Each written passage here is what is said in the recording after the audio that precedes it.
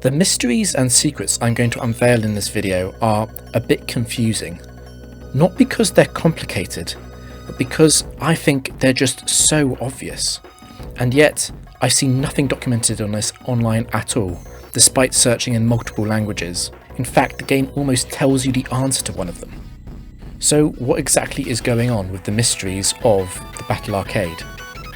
Like every facility in the Frontier, the arcade is all about building the biggest win streak possible. The catch is the arcade's roulette. Now that name might have connotations of luck, and the game certainly describes this as the luck facility. But is this misdirection? How does it even work? I want to present the information as fairly as possible to see how many viewers can predict how it works before I reveal. We'll start with the roulette. It's made up of tiles that are going to affect the next match.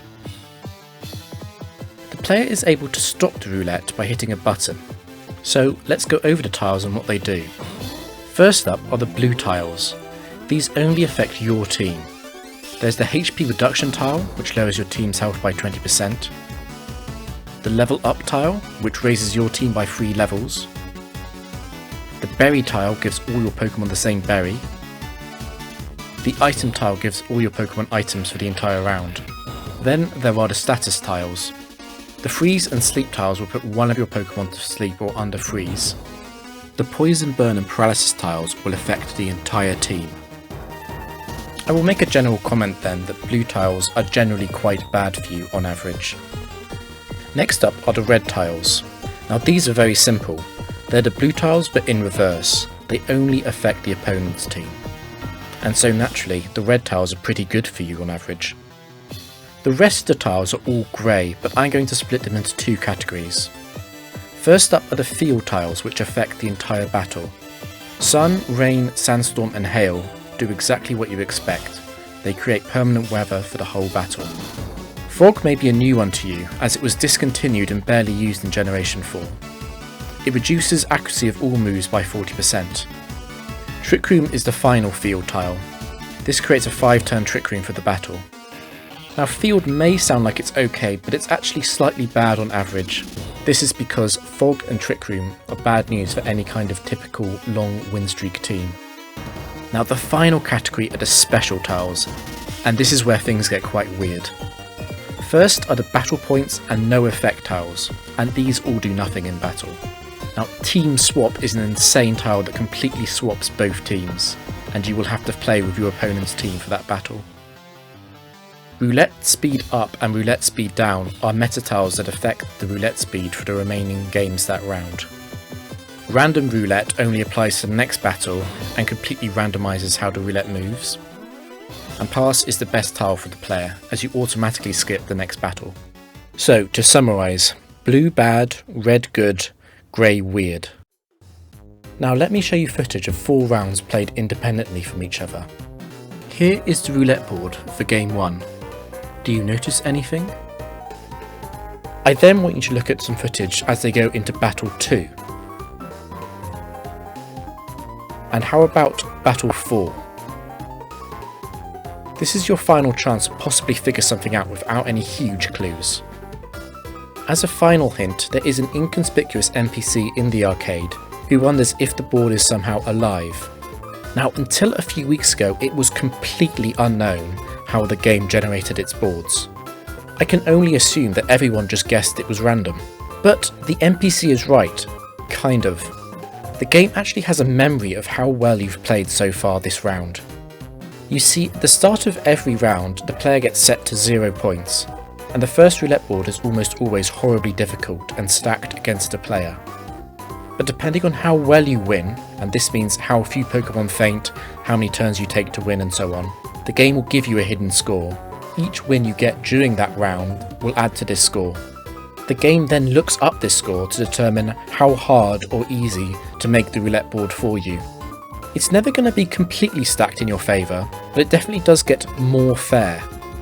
I will say that once you realise this, it becomes just so incredibly obvious what is going on.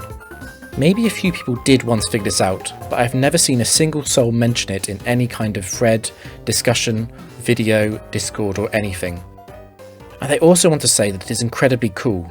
because it means just like in the castle, the game is actually rewarding you for winning well.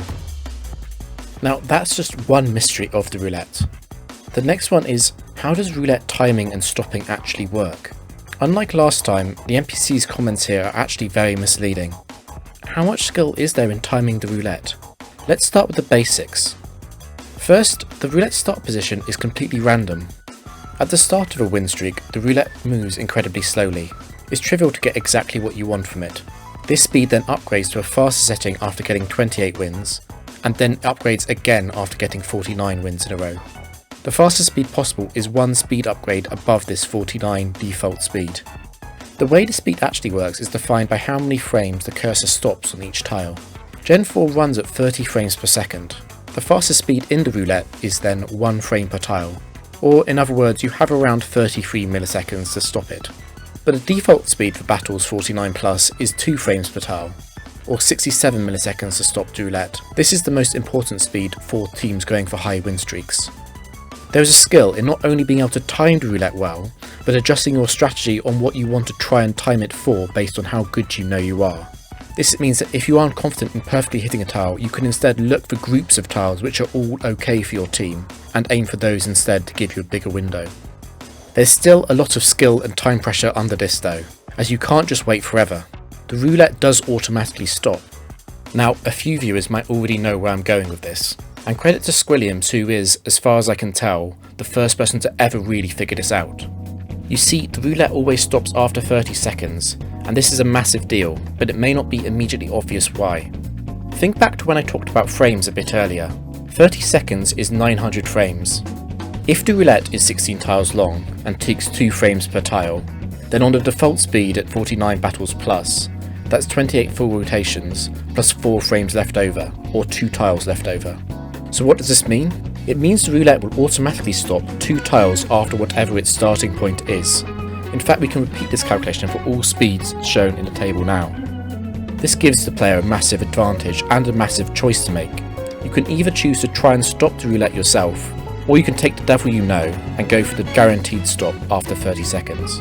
It kind of amazes me that this was unknown for so long, and that the old world records were set with complete ignorance of this fact. But that still isn't quite everything. One final really important aspect to the arcade is the fact that the opponent's team is displayed for you on the roulette screen. This not only lets you do some basic planning for what kind of tiles you want to hit based on the Pokemon the opponent has, it also means you can leverage Gen 4 switching mechanics to understand what the opponent is likely to switch in next, and it should leave open the door for the ability to plan out almost the entire match. For example, if you saw they had a Gyarados in the back, you would want to keep hold of your Raikou, so you know that you have an answer to their Gyarados when it does come out. That said, it is hard to build a good team for the arcade, as the incredibly chaotic nature of how battles can be so different from each other due to the influence of the roulette does require a team to be very flexible. So in the last part of this video, I want to highlight some of the best teams and strategies used by players as of 2024 when going for the highest win streak record. DumBros has seen quite a lot of ideas in the arcade already. The first is a very simple, bring 3 good Pokemon with some synergy. An example of this could be Discquake. On the surface, this should add a lot of flexibility and power, but there hasn't been a lot of innovation here for a while. You'll also find, if you try this, that 3v3 doubles is an incredibly short format, and that these kind of momentum-based teams can struggle heavily. This is a strategy that would rely very heavily on mechanical skill in the roulette, as these teams are rarely able to operate well under the conditions such as fog, trick room, and team swap scenarios. So I'll give this a strategy potential of a 5 out of 10 and a difficulty of around a 7 out of 10. The next is a historic former world record team that I'm going to call Trickbait, but the credit must go to the original user, Team Rocket Elite. The setup is simple. We want to abuse the way the AI behaves. The AI will always go for a KO if it sees that one of its moves can KO. The solution is simple. We bring a level 1 Pokemon. A level 1 Pokemon that would die to any move aimed at it. We then bring a heat-proof Bronzong, the kind of Pokemon that would die to almost no moves aimed at it. On turn 1, we use Protect with the level 1 Pokemon, and Bronzong is able to use Trick Room, as both opponents will target the level 1. This then opens the door to a huge amount of abuse. For example, we could Explode, we could use Endeavour, we could use Destiny Bond, and we will have a third Pokemon in the back that also operates extremely well under the conditions of Trick Room. Now, the exact choice of the third slot, as well as the level 1 Pokemon, are up for debate. although I don't think the Bronzong is actually up for debate itself. Although it may sound complicated, this is actually an incredibly easy team to use and play, and it's also a lot of fun with very fast games and fast wins. It's also very good in Roulette. You see, it's very easy to beat this team even if you click on Team Swap, and it also benefits from the Trick Room tile, which is usually a detriment.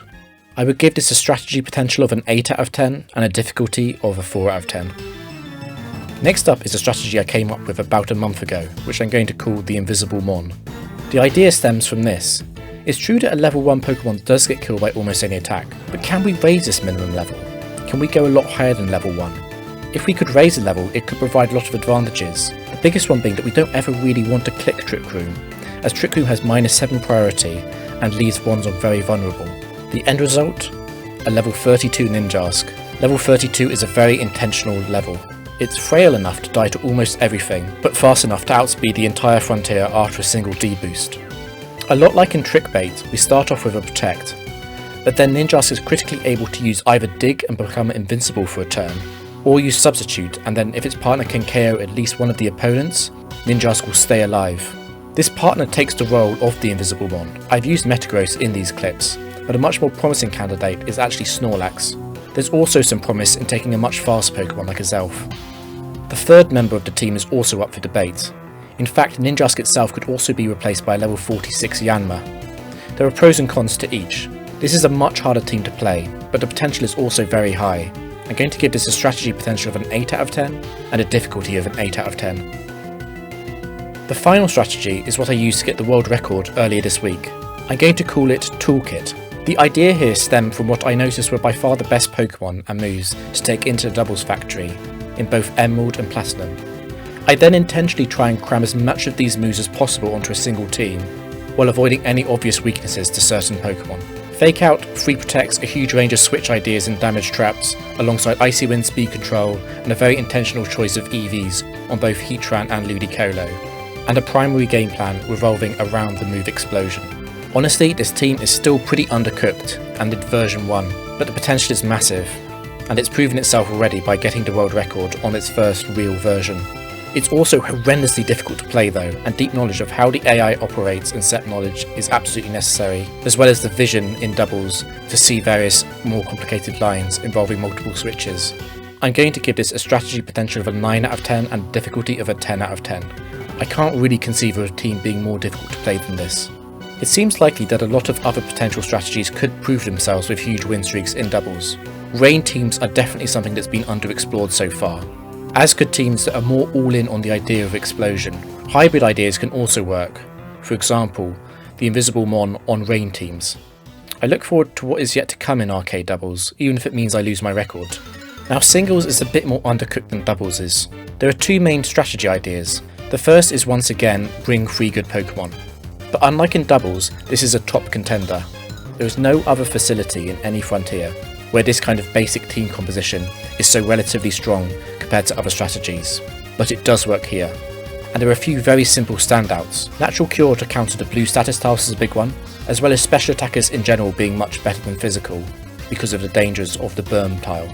There's also huge points for anything that can operate flexibly, and this includes Pokemon mainly with Destiny Bond as well as Explosion. The drawback is once again that you require very good mechanical skill in Roulette, as there will be a lot of tiles that you do want to avoid with a team like this. So I'll give this a strategy potential of a 6 out of 10 and a difficulty of an 8 out of 10. The other main single strategy is borrowed from the Tower, Cripple and Setup. The idea is that you aim to abuse how the AI almost never switches. You dedicate an entire lead slot to crippling the opponent through moves like Thunder Wave, Flash, Charm and Memento. After that you have a set of Pokemon in the back who can take advantage of the crippled opponent and then sweep. This may sound quite complicated, but it's actually a lot easier to play on average. It's also a lot more forgiving on the Roulette. These teams typically care a bit less about Trick Room and Fog. I'll give this a strategy potential of a 7 out of 10 and a difficulty of a 6 out of 10. There are surely still more single strategies that are currently undiscovered. The most obvious one probably being some kind of hybrid approach, just a team that's a little bit less all-in on the cripple setup. And just like in Doubles, I really hope there is movement here in the years to come. And then as a bonus curveball at the end, there's actually one more hidden format. Co-op Doubles is effectively 4v4 doubles, and allows for a lot more innovation and crazier ideas. The catch is that there's been almost zero real attempts to play co-op doubles in the arcade. so who even knows what the best teams are going to look like for that.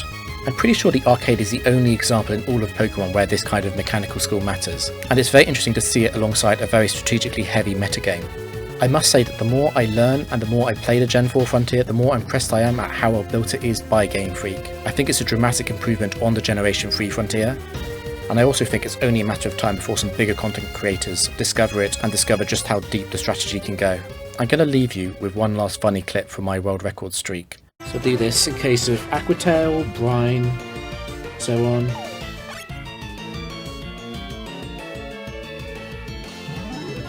Okay. They both use Trick Room. Did it actually happen? That's so funny. Oh my god. That's hilarious. The funniest thing about this is they're going to do it again. That's so funny. It's actually...